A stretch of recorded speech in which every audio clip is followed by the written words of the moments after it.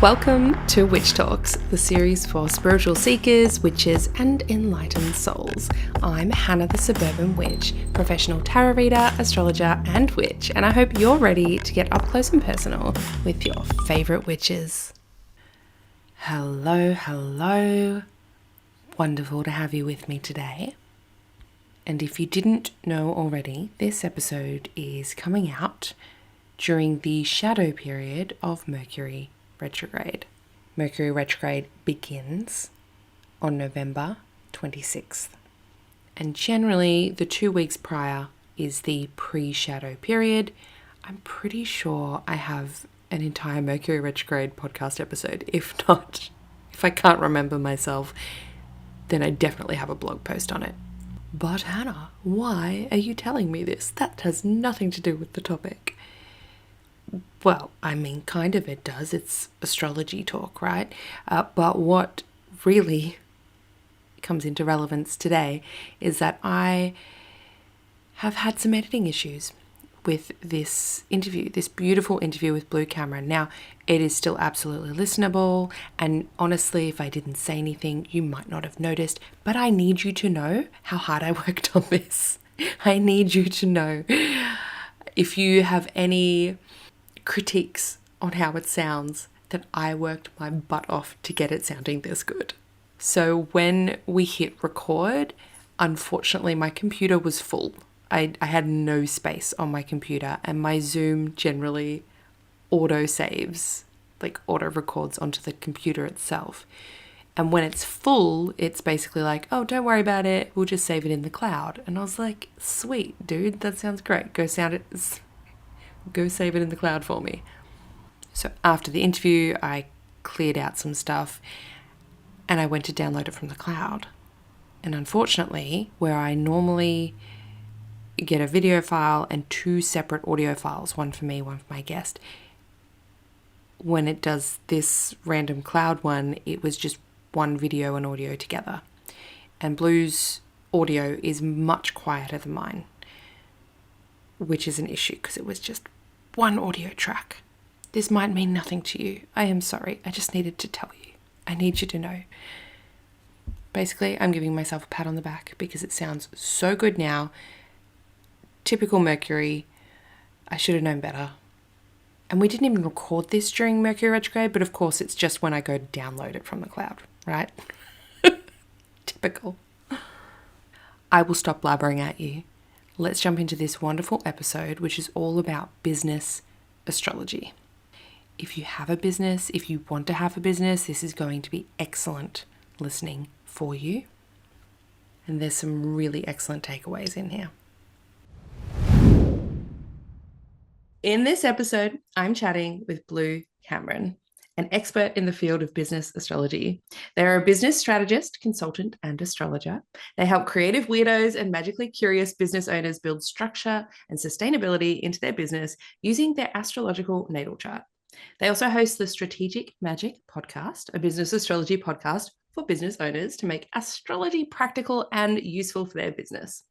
Blue is redefining astrology as a business tool, and I am so looking forward to sharing Blue's work and wisdom with you today. So let's get into it. They are joining us via Zoom all the way from Atlanta, Georgia in the USA. Hey, Blue, welcome to the show.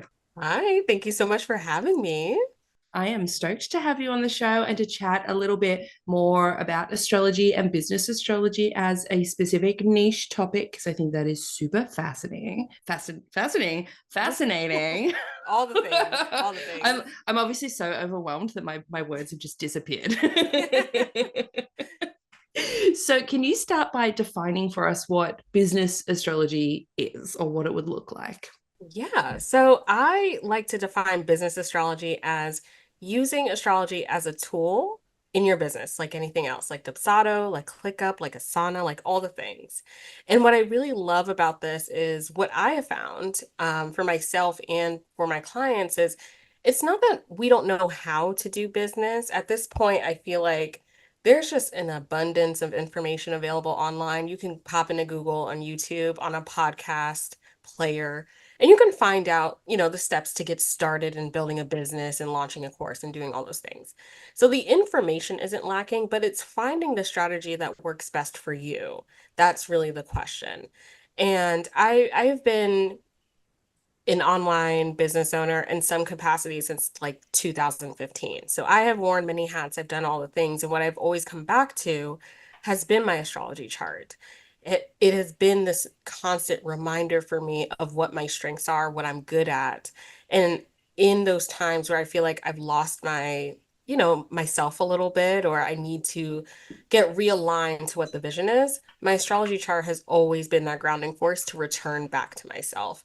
And so I had this idea of why not combine the two? Why not bring it all together and literally consider astrology to be a tool that works in your business like anything else?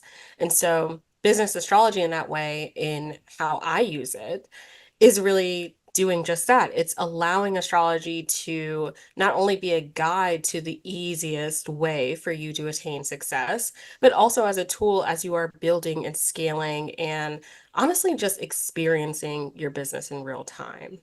And you mostly use the natal chart as opposed to say like a business natal chart for hmm the business. Is that right? Yes. So I work with a lot of solopreneurs, folks that have a very prominent like personal brand. And so what I found is that it's actually more aligned to use the personal chart versus the business chart. Sometimes we'll bring in the business chart if it's relevant. Like I have a client right now who she has a very established business. And so we're using her business chart more as an accent, but we're focusing a lot of our work together around her personal chart. So Mm-hmm. I always like to say the personal chart I see it as the foundation, right? I always return here because this is the energy that is Yes. foundational, right, to everything else. And then the business chart is just like a nice bonus to have. Sometimes we have it, sometimes we don't, but yeah, I always come back to the personal chart.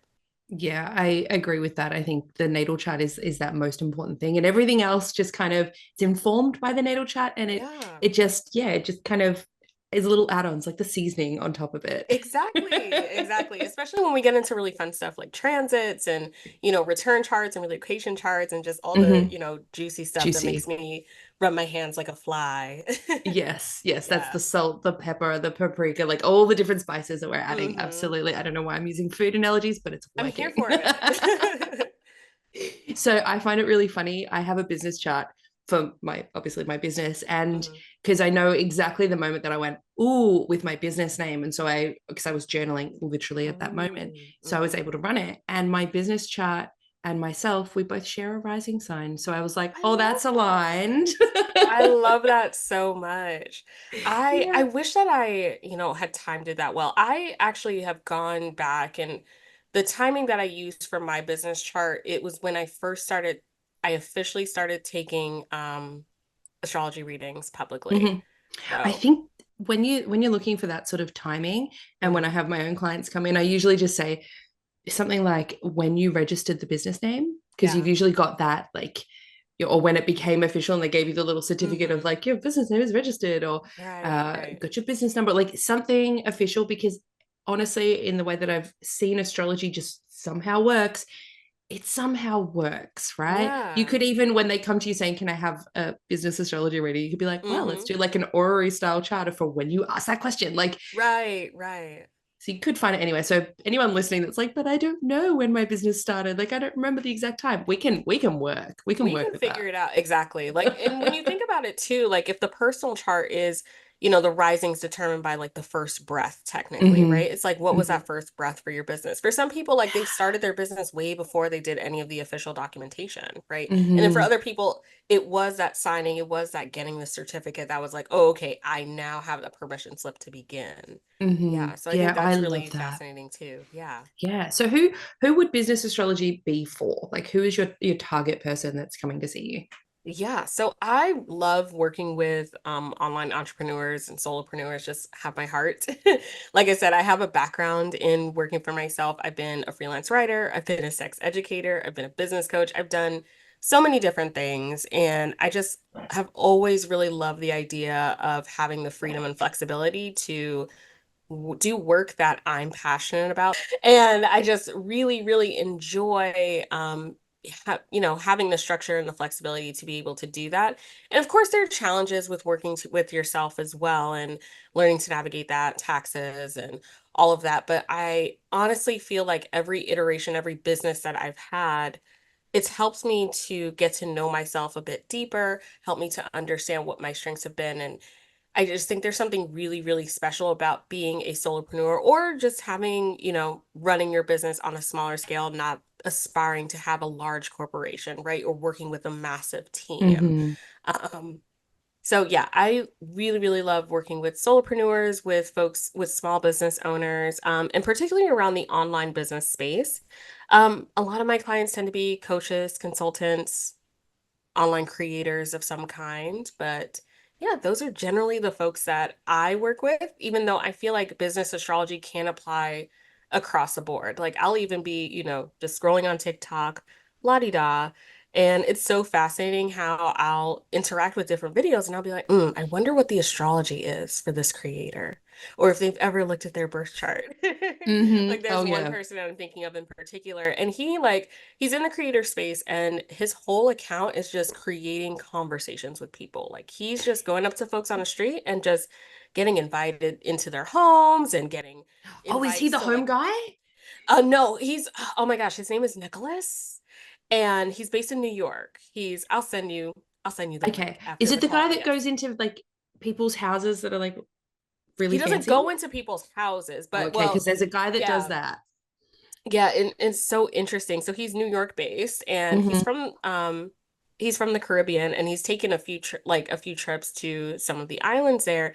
And it's so funny, like one video I watched, he got invited to tour this guy's organic farm in Jamaica and he was like, "Ah, your reputation precedes you." And I was just like, his chart screams third house placements Yeah, so I was gonna prominently. say the Gemini is strong Yeah, with this one. it jumps out. It jumps out. And I love it so much. So, like, yeah, just like I love the interaction too, just on a personal level of how astrology can weave in. And just Yeah. like, even for folks that aren't as, consciously aware of their chart, maybe they haven't done a Hmm. reading before, or they haven't worked with an astrologer formally yet. I love how there's so many examples of how astrology can be alive in our daily Mm. lives. There is another TikTok creator that I always am just like, I want to see your birth chart. I have to see it. Hmm. Even though I'm Of like, my brain's course. like, I pretty much know what the major placements are, Right, but right. I want to see it anyway to know I'm right. Hmm. What is her name? Sarah. She is a fashion like influencer, but her fashion sense of style is very unusual, the most unusual I've ever Mm. seen in my entire life. She thrifts everything, but she'll wear like shoes that look like frog feet, and she'll I love that. make earrings out of like hubba bubba cases, and it's just very unusual. And I'm just like, the Aquarius is strong with this one. Like It this really, really this is. is very out there. She'll have like neon green hair, like neon Hmm. makeup, and I'm just like, I have to And get it a copy of it. works. She's Oh, also I from New love that. York. Of course. I mean, can smell us a mile away. Yeah. Yeah. So we have a listener question. Awesome. So two listener questions, one from Brittany and one from Matt. So they're both society members in the Suburban Witches Society. And Brittany asks, what do you do if you're reading a client's birth chart and let's say the 10th house is an empty house and there's no planets there? How would that be interpreted by you when you're doing a business reading? I love this question so much. I have an empty 10th house. My midheaven is the only placement that's there. So I really love this Mhm. question. The way that I see it, right? If you have planets in any house, not just the 10th house, right? You have a little bit more of a lens that's directing the energy of that house. So, using whole sign houses, I'm trying to break this down so that even the folks that aren't as well versed with astrology can follow along. So, I use whole sign houses, right? Meaning that in that house system, there is one sign that rules each of the houses, right? And you will always have that energy that you can access for each of those houses. Now, when you have a planet there, it shifts the energy a little bit because we consider planetary condition, right? Does the sign that rules that house, does it get along with that planet? Does it enjoy being in that planet? How does the energy kind of match up, right? And so it can make it a little bit more challenging or a little bit more easy to interact with that house's energy. In this case, the 10th house, right? But if you don't have any planets there, you don't really have a lens that you're seeing or portraying that energy through. So it makes it a little bit more malleable, a little bit more flexible in that way.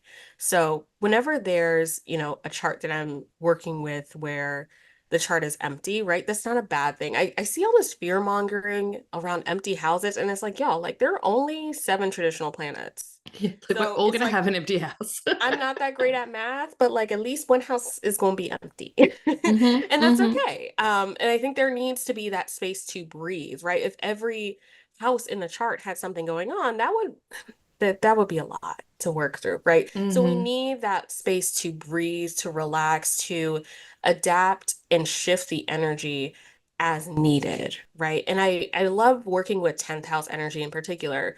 The midheaven is one of my favorite placements in the chart. It's where I spend a lot of time with my clients. And even if you don't have your midheaven in the 10th house, it's still a very public facing house. It's one of the angular houses. So it's always going to be a major theme throughout your life, right? So I would say even if there isn't a planet there or there's not a lot of major planetary action that's happening, like the 10th house is like sturdy enough on its own to like stand on its own 2 feet, right? Mm-hmm. So you can definitely still have a public reputation, right? And consider your career through the lens of vocation, or even consider what glory and success looks like for you, even if you don't have any planets in the 10th house. You can still work with 10th house themes. So, Mm-hmm. yeah, And then you're also going to have planets transiting over and through your 10th house. So that also exactly. highlights it. Mm-hmm. Mm-hmm. Exactly. We also have another question, and this is from Matt. And Matt asks, can you plan marketing campaigns and launches around astrological transits? Yes. And I do, encourage you to work with an astrologer to do so. One of my favorite things to do with clients is actually using transits to plan out launches. Because the Mm-hmm. way that I consider it, it's like, yeah, you could plan a launch, right? Or you can plan a launch based on your energy, what's going to Mm. be easiest for you, what's going to feel most alive and exciting for you. Like, which would you want to go with the easier option, or would you want to just go with whatever. And nine times out of 10, I want to go with the easier option, always, all the time, right? So I really love it in that way. One thing I will say about planning, doing any kind of planning within your business around transits is that you don't want to be so tightly wound to them. Like I see a lot of this, especially around like retrogrades, like Mercury retrogrades, like, oh no, I can't do the thing. And whenever we're talking about astrology as a whole, but especially transits, these are not things that are meant to be restrictive. They're not meant to hold you back or to convince you why you can't do something. They're really just here to be a guide, right? And if you Mm-hmm. feel that way about astrology, if you feel more restricted by it, then I encourage you to take a step back, right? But the planets are constantly moving and we're constantly interacting with them, whether you're consciously aware of them or not. And so it's really just here to be a guide of like, when is perhaps the most optimal time for you to do stuff? This may not align practically, right? Like, for example, I was doing a transit reading for a client recently, and she had a time that was so great for her to launch something. It was also at like 4 o'clock in the morning. I was like, girl, this is not obviously this is like what is lining up with the transits, but obviously I am not suggesting you go on Instagram live at 4 o'clock in the morning. Like that's Yeah. not going to be realistic, right? But instead, like this is how we can still continue to play with this energy as well. So there's a lot of like flexibility with this. But again, I think you really get the most out of working with the transits, especially when it comes to making major moves in your Mm-hmm. business or planning really exciting things when you're just, allowing yourself to experience it in real time rather than just planning everything ahead of time. Yeah. What sort of things would you be looking at that would spell a little bit more success for someone if they're planning something big? Yeah, so definitely looking at like what's happening with that 10th house. Is there anything going on with the midheaven, especially? Mm-hmm. I also like to consider as well ruling planets too. So like not just your sun or your moon, but like what is the ruling planet of the sign of your midheaven, right? Mm-hmm. What's Mm-hmm. that planet doing? What are the interactions going on with that? Um, and yeah, just like any kind of like major movements. I also like to consider planetary hours as well, just because I Hmm. think that's also really fun for getting down to, especially like scheduling things too. So like, are we, really looking at a Jupiter hour? Are we maximizing this with like a Venus hour? A Saturn hour for longevity, like different combinations of things. Mm. Yeah, and I think one of something that I think is really exciting about astrology as well, it's almost like we're doing sky math, but we get to be really creative with it as well. So it's like almost what combination works best for the outcome that you'd like to achieve, right? And then allowing yourself to be surprised by those different combinations that can come up. I love that. Do you use like progressions and things like that as well when you're looking alongside the transits, or is that starting to get a little bit too much? That gets a little bit too much. I like to keep it simple just because I'm always conscious of where's the other person with this? Hmm. Because a lot of the work that I do, it's in partnership with clients. So I don't want to lose people by Yeah. adding too many layers, adding too many ingredients, right, to the soup, keeping Hmm. the food analogy. So I usually like to keep it at just like the transit level, and maybe go as far as like planetary hours. But if I'm Hmm. working with somebody that's more astroversed, right, or another astrologer, then we can get into like those fun layers of progressions. But generally, I like to keep it a little pulled back, if you will. Yeah. Yeah. Yeah, that's totally fair.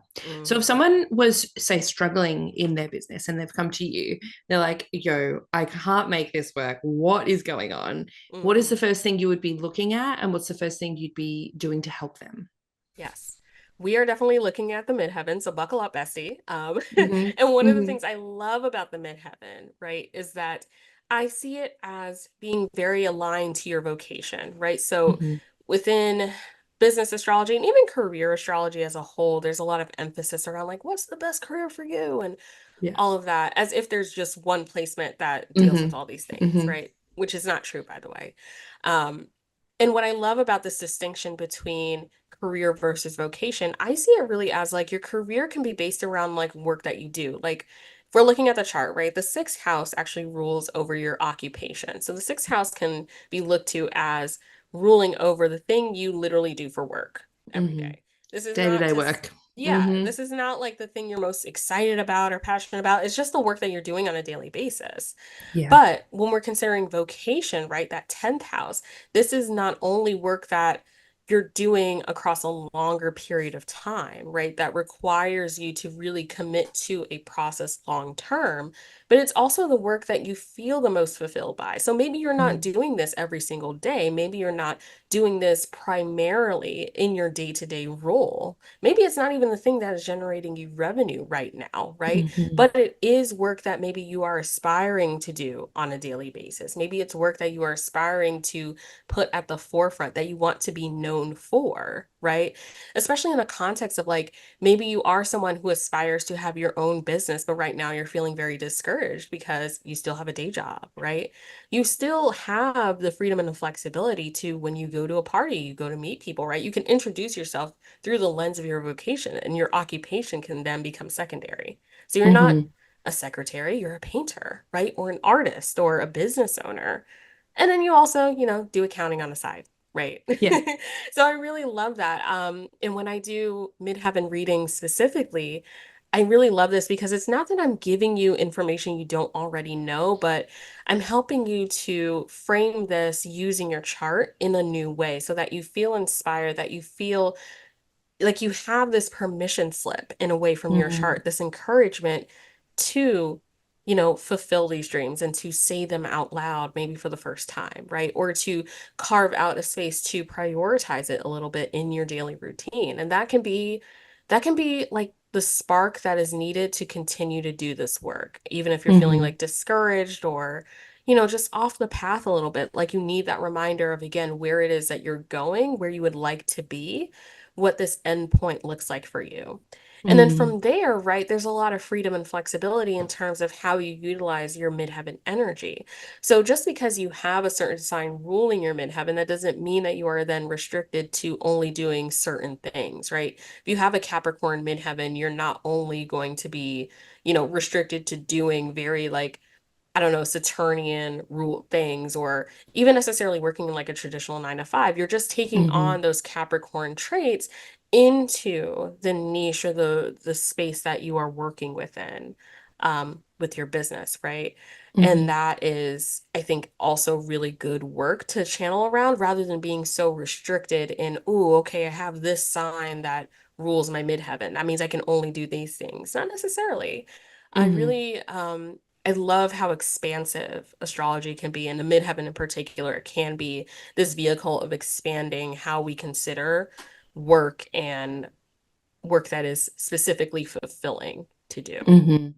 I love that. It's almost like realigning people to who they are and how they should be expressing themselves through their work in a way. Exactly. Yeah. And I Mm. think as well, like there's a lot of conversation right now around career and vocation. Not necessarily Mm-hmm. in those words, but I think like people are really fed up with this idea that like the lies that we've been told that you need to do one thing and like you can't change your Yeah. mind, or you have to, to be successful, it has to be on these specific terms. It's like, no, like what if work could be a choose your own adventure, right? Mm-hmm. And you get to write your own rules. What if you had the freedom and flexibility to even just giving yourself permission to have a job that just pays the bills?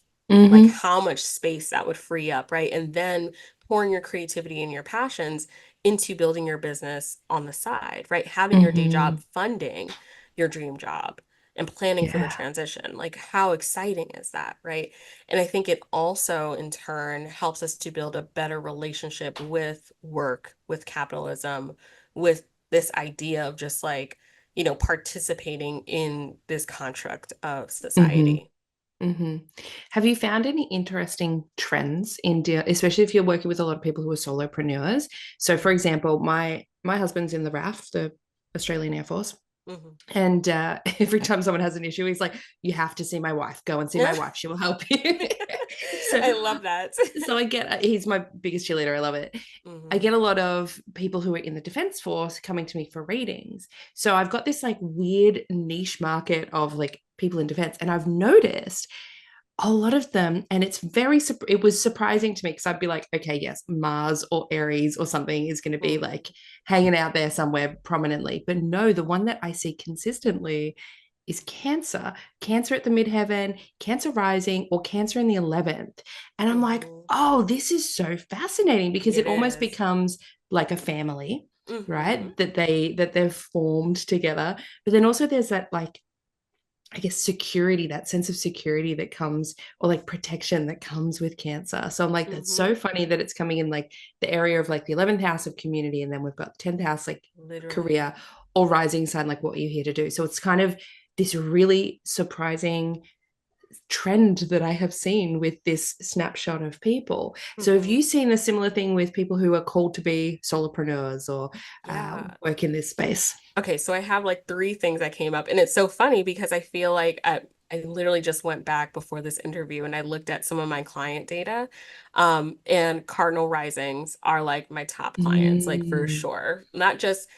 Not just Cancer risings, but I do work with a lot of Libra risings specifically okay, too. yeah. But I feel like it's very similar energy, right? Because we're talking about modality. So this idea of like that innate leadership and like being the first, being the one that is creating the vision, right? But then Hmm. also, a lot of those clients are coming to me and they're like, well, I'm not sure if anyone will be okay with this. And I'm like, please, we're waiting for you to like bring the Lead thing the out, way. actually. Yeah, we're rolling out the red carpet just for you specifically. Mm. I also work with a lot of folks that have water wealth houses as well. So water Mm. ruled second house, sixth house, and 10th house. And a lot of questions around, you know, how do I choose a niche? How do I figure out what thing is? Or how do I create a business that is expansive enough to hold all my different ideas and to achieve all the things that I Mm. want to do? Which of course it's like, well, we gotta prioritize a little bit. But also, interestingly enough, I often find too that like I do a lot of coaching and consulting around this idea that like your creativity also like shouldn't really be the thing that's holding your business together. Like, can you structure your business to operate outside of your creativity, right? If you are best Mm. suited, right, for the delivery of your work, perhaps that means we need to be hiring technology, right? Or hiring a literal actual person to help offset the other things that need to get done in your business. Just because you don't feel like, sending out emails to your email list or putting up the recording, of your Mm-hmm. group call into Kajabi, that doesn't mean that it doesn't need to get done, right? Yeah. Maybe it just doesn't need to get done by you. So in that way, right, really helping to establish like your role of leadership, right, in working Mm. with your nature instead of against it.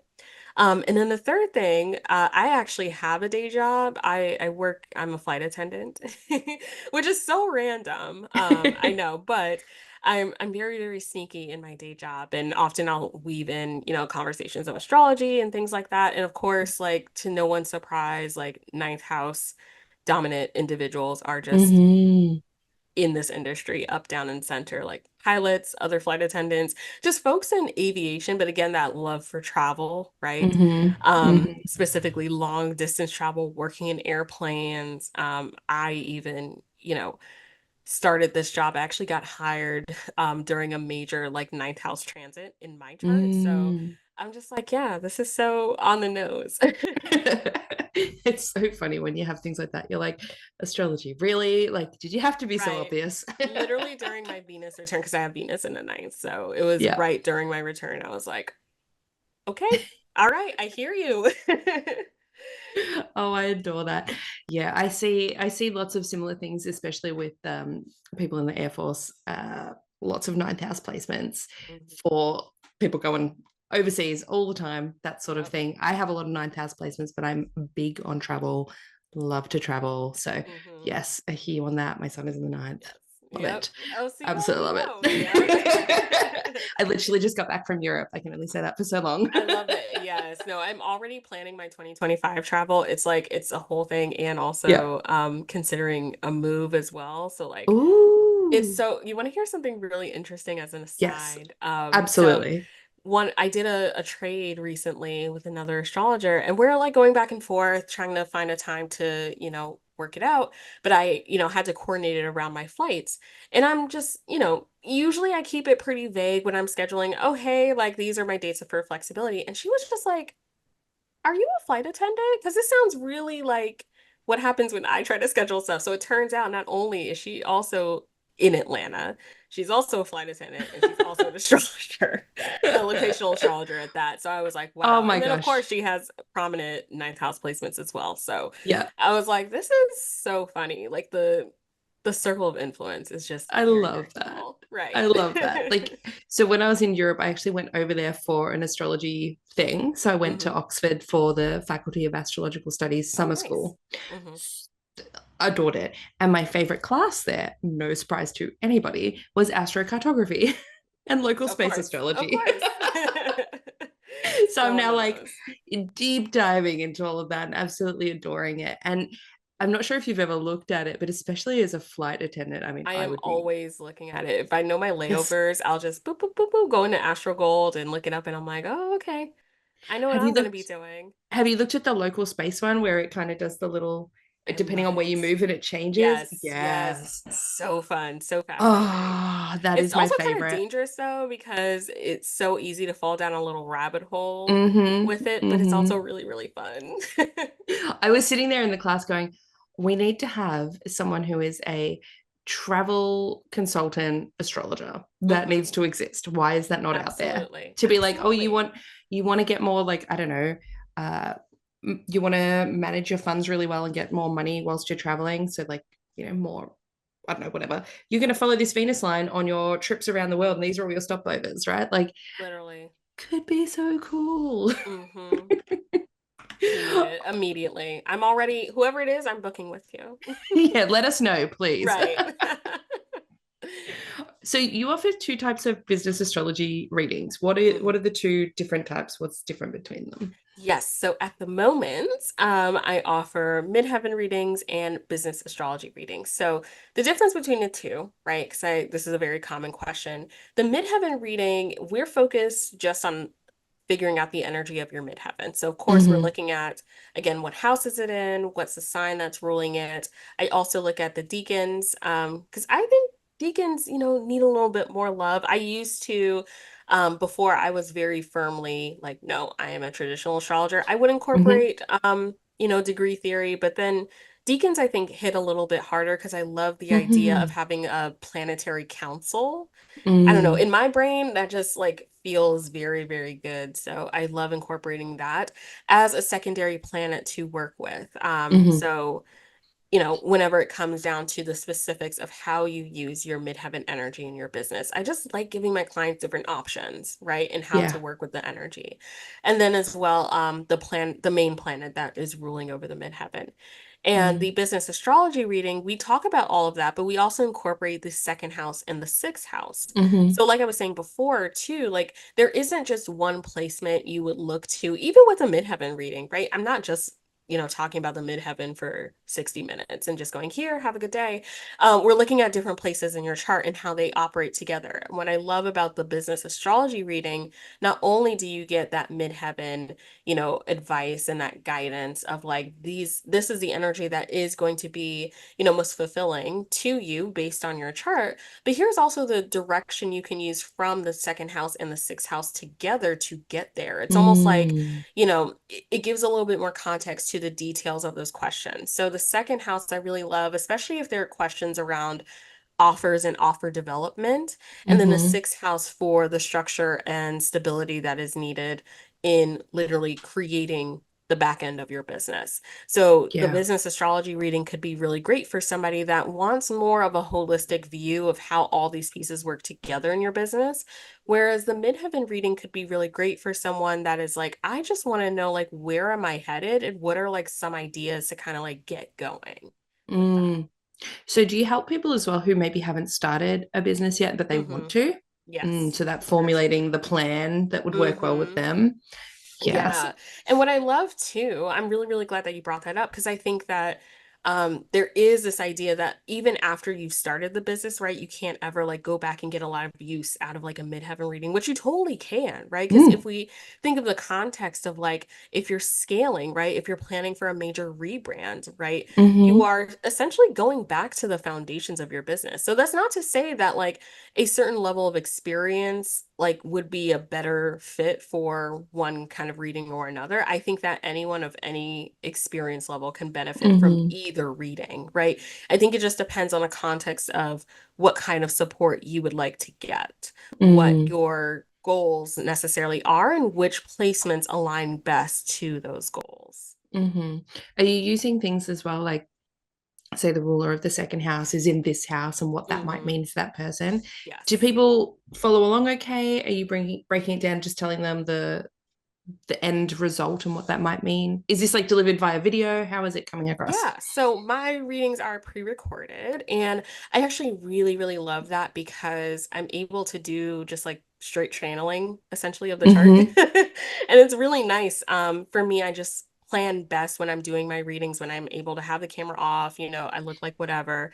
And I'm just Mm-hmm. able to just sit down and get intimate with the chart and with the Mm-hmm. placements. And I also incorporate, at the time of this recording, Voxer support with the reading as Mm-hmm. well. So after you listen to it, you have that recording forever, but then you also have 7 days post reading delivery Yeah. to ask me any questions, to like give that feedback, right? To really hone in on a specific area, right? That you would like maybe additional support with in Mm. order to implement. So with those two pieces, right? The hope and the goal is that there is that support of here are many different ideas that you have. Here's what I'm seeing in the chart Mm-hmm. and here are the different paths you can take from there, which feels Mm-hmm. best for you.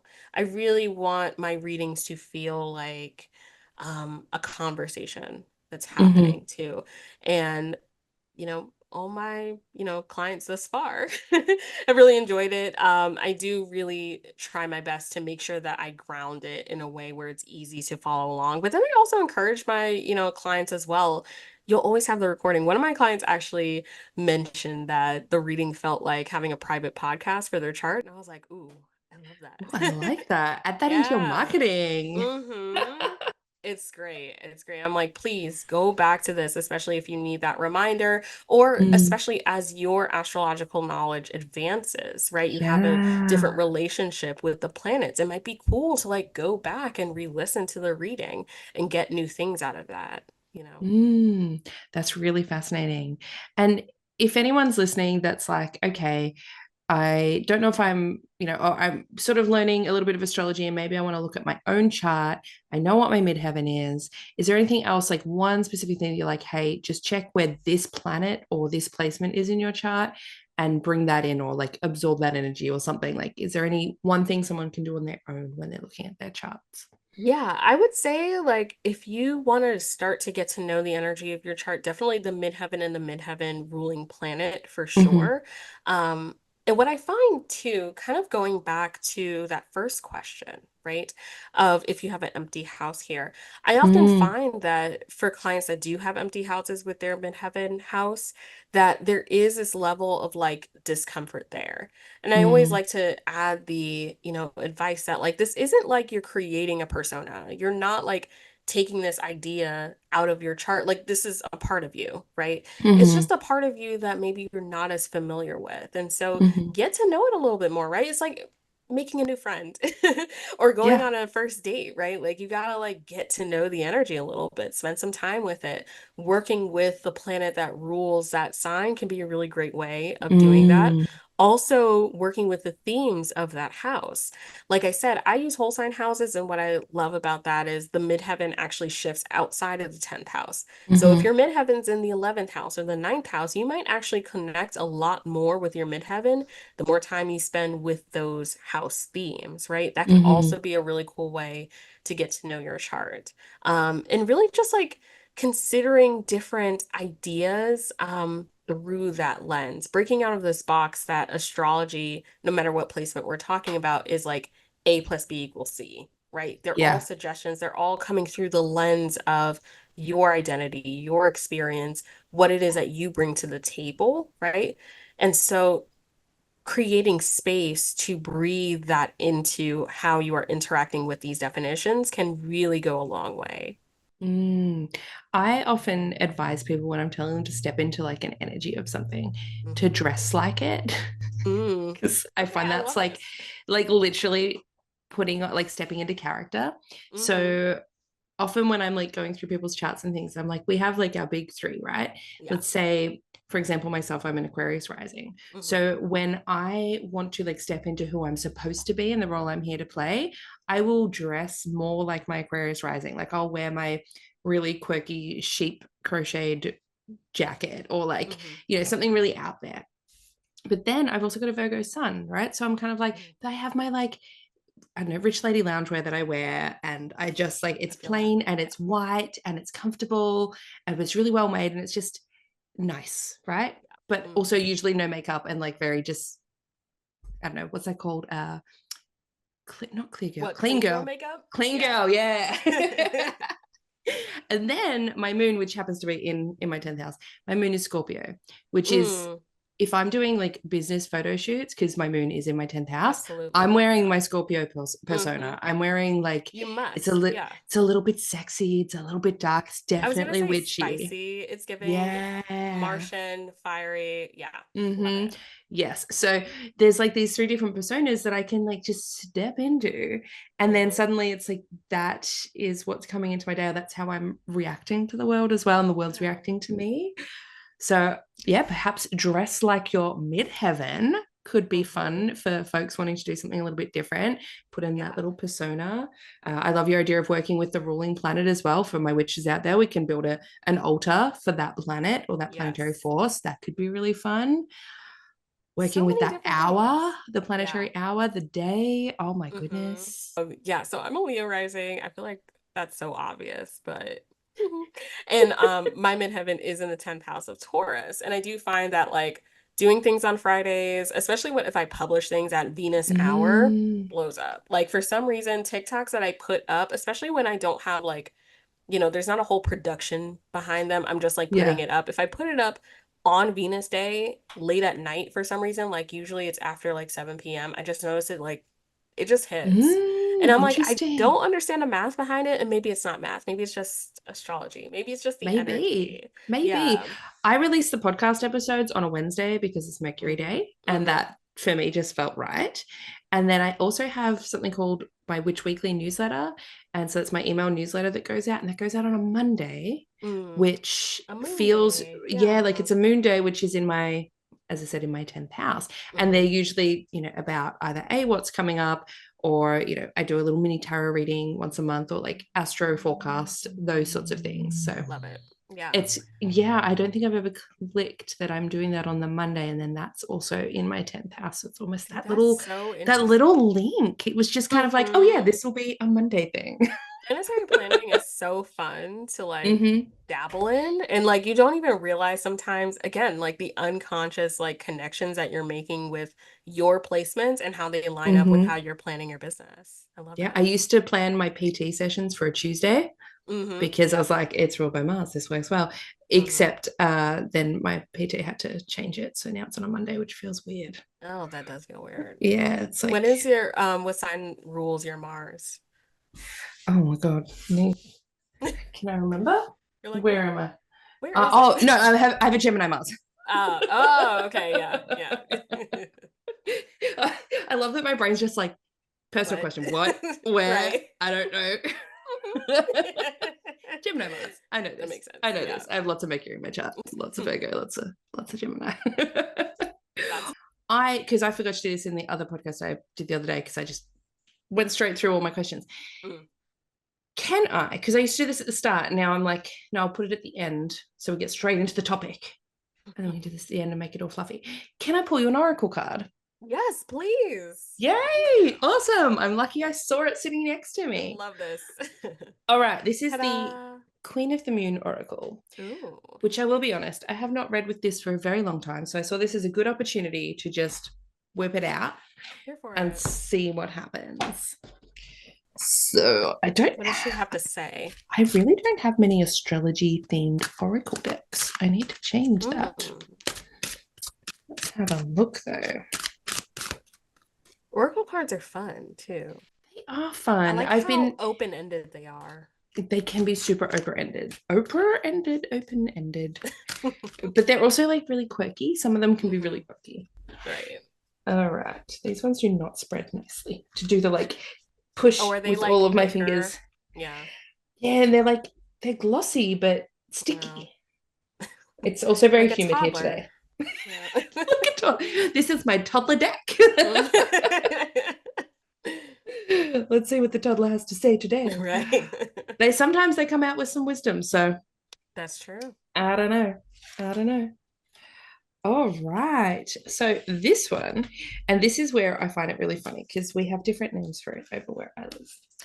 We have a full moon card, but it's the wolf moon.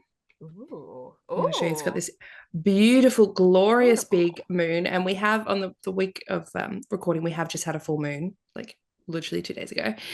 This is this beautiful big wolf moon. And then it says hunger at the bottom. Ooh.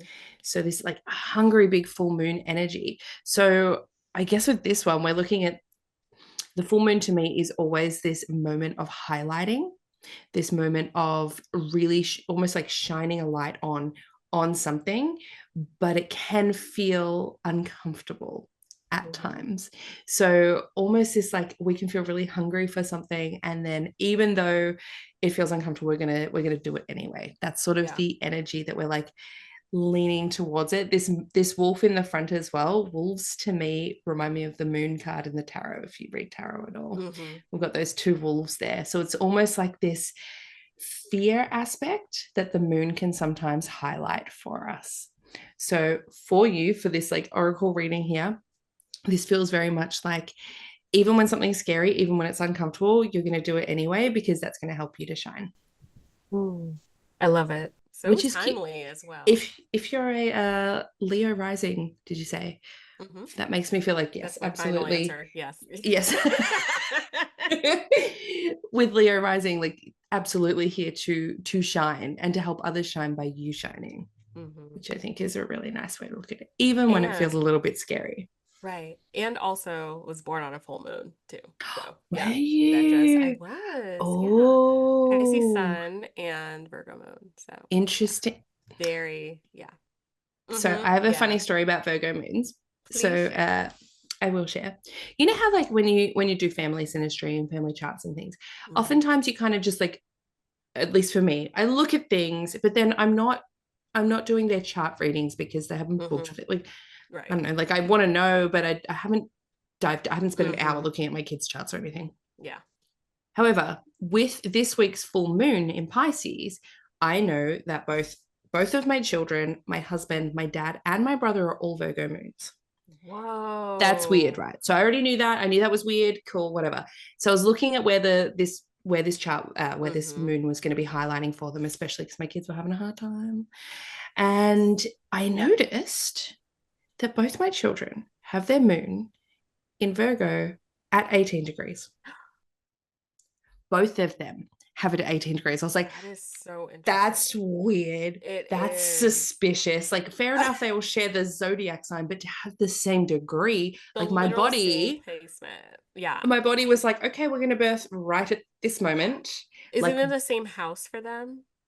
not the same house, Different houses? Okay. different houses. So they have I different, mean, well, that would have just been enough. That would have we could just close but the both reading at on 18 that. degrees. But then I went and I was like, let me just double check my But wait, there's more. where 18 degrees of Virgo is in my chart, and that's Mm-hmm. my Venus. And I was like, Oh, it's getting oh, spooky. yes. Okay. And then I already know, I didn't know at the time, but I knew in retrospect that I conceived both under a Venus transit through my fifth house. Like, that's weird, right? But astrology isn't real. I know, right? Crazy. So now I'm like, Yeah, okay, every yeah. time I do family charts now, I'm looking like I feel like I'm gonna look differently now. I'm gonna be That like, is all right, so what cool. degrees is everything at? That is so cool. No, I did accidental family synastry, Oh and I'm yeah, like, love wow, that. this all makes sense. So me and my brother are actually Virgo moons. We don't have the same degree, but we are both Mm-hmm. Virgo moons in different houses. His chart is actually really fascinating. So he's an Aries rising, and like Mm-hmm. whatever he's going through different things right now. He's in his sixth house, perfection year, and what's going Okay. on? He's changing his occupation. Yep. Um, and being very literal. And then also like I was talking with my mom who is also a Pisces rising, Mm-hmm. Mm-hmm. and she's like, "Yeah, he's always doing something physical." I'm like, "Well, Mars does rule his first house." And she just looked at me like, "Of course you would say that." But I'm like, "But it's true." Like all of the things that he enjoys doing, fitness, working out, Mm-hmm. physical labor things, being Mm-hmm. strong. Yep. I'm like, it's so on the nose, but sure, okay. Astrology isn't real. And Yep. then one of the really interesting things too, my father passed away quite a few years ago, and I was going through like old papers, and I found a paper that had his like official time. I never had his official time of birth before. So I went on and I looked it up, and this man has a Pisces Saturn, and I'm just like, okay, Mm. the plot is thickening now. I love Right. that. Yeah, My it's really, really nice. Yeah. my friend Tanae Stewart and I, we did the astrology summer camp together, and then we went and hired this cute little Airbnb out in like the English countryside and Mhm. drank wine and looked up like all the charts of ex-boyfriends and everything, and like went on a Of deep dive. It course. was Yep. wonderful. It was wonderful. So And important. one of the things that we found was very interesting. We were learning about, oh, what is it called? So she took the class. I didn't take the class. So then she was trying to teach me what she taught, learned in the class. Nice. Vertex points, Ooh, vertex interesting. points, and the anti-vertex. So we were looking, we were just like, okay, so my this and my person here and this person I know here and all the charts that we just had on hand. And we found this really interesting link between the vertex point in one person's chart uh, being conjunct, like being conjunct their partner, their long-term partner, or their husband or their wife or whoever it was, their Saturn, which was so fascinating. Mm-hmm. And so we're like, oh, well, now we have a new thing to look up, especially when people are doing like relationship synastry. Mm-hmm. When we've got these, it seemed to, we don't, we just did a drunken Right. session, seemed to indicate that this like Saturn vertex point in both charts was like long-term relationship vibes. Just being sky scientists. Yeah, sky Mhm. scientist, drunken Yeah. sky scientist. I Yes, love I'm it. here for Yeah. that. Mm-hmm. Because that's all it is. I'm like, yeah, you're working out a hypothesis Yep. and you're concluding Guy different conclusions scientists. with it. I love it. Yeah. Yes. My friend Neha, Yes. she has this meme that she shares quite regularly, and it's like, girls be like, can't do math. Also, and it's a picture of a birth chart. I can read this. Oh my God. And every That time is I see it, I'm like, so that's accurate. literally me. Yeah. I cannot do math. Math is not my But strong I point. know exactly what's going on in this chart, but I can't But do like, math. I can tell you that angle just by looking at Hmm. it. Right. Don't That's be so sad. You funny. have a trine right there. Like, Yeah. but I can't do math. I love it. Oh, it just has to be interesting math. It's like spicy math. Right, right, All right. exactly. Two Yeah. plus two, that's boring.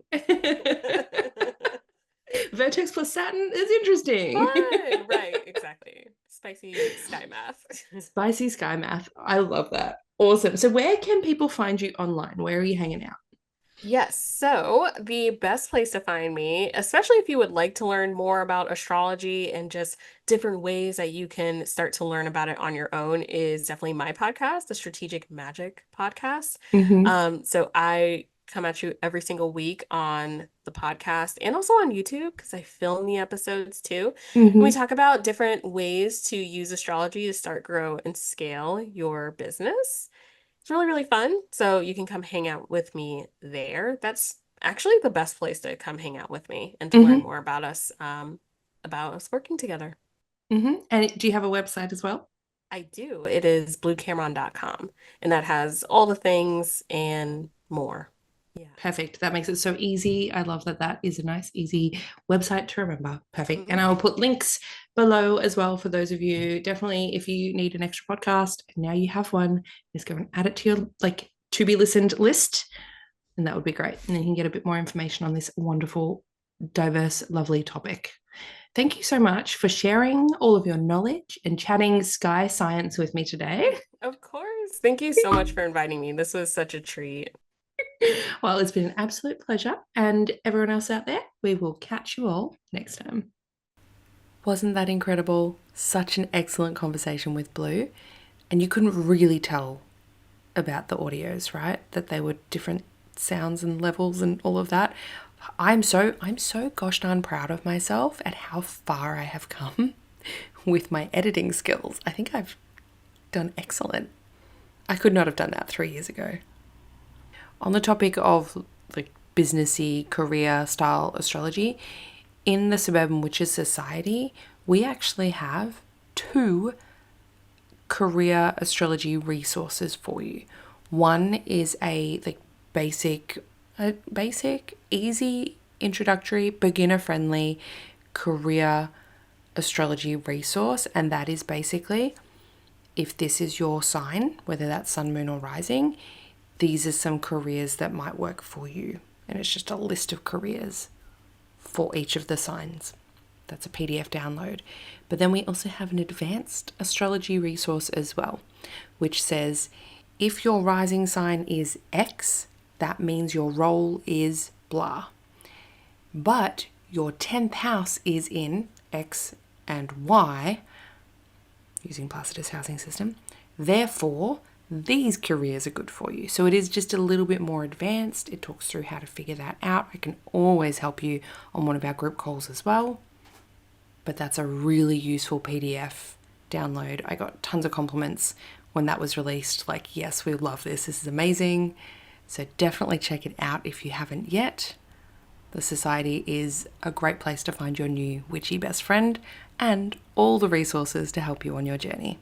Next week, we have a listener question episode, so a Hana Help Me episode, and it's actually going to be a kid-friendly one. It is a question from a little listener, and so it will be an episode that is clean and very listenable for little ears if you have any of those around. And the topic is help, my kid wants to be a witch. And you don't have to have kids to listen to it. You could be the crazy witchy aunt or uncle. What's the gender neutral? I know nibbling is like niece or nephew gender neutral. Aunt or uncle? Nuncle? Nant. Unsure. The witchy family member. Or witchy parent's best friend. Whoever. Whatever it is. It's useful if you have any little children in your life that are intrigued by your witchiness. So I hope to see you there. So does River, my cat meowing in the background. Whoa, that's very loud, River. Okay, I'm coming. I hope to see you there. Have a wonderful day wherever you are in the world today, and I will chat with you next time.